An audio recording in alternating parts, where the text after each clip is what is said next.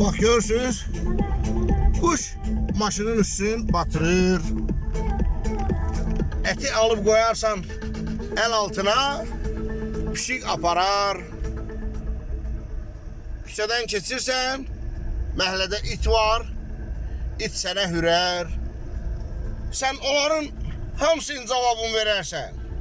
Kuşu öldürərsən, pişiyi öldürərsən, iti öldürərsən.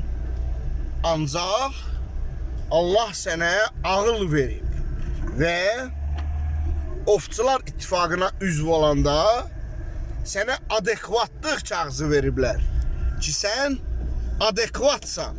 Hələ hər səni əsəbləşdirən psikopat adam olsun, dəli anlaksız adam olsun, sən qəti imkan tədbirləri görməməlisən, səbirli olmalısan, hövsələli olmalısan.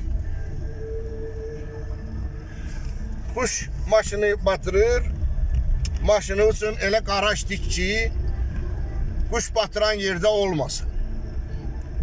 İt hürür, it hürən yerdən getmə.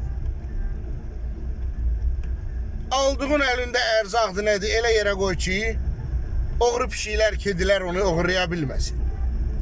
Psikopat adamlarla yola getmək söhbəti isə mümkündür. Psikopat adamlardan uzaq ol. İtlə mümkün qədər yola getmək olar, itlə.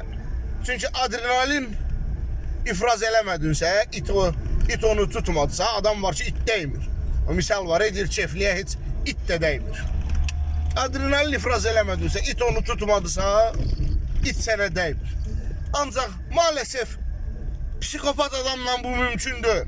Psikopat adamla yol tapa bilmərsən, dil tapa bilmərsən, ondan uzaq ol. Çalış, kəsikmə onu.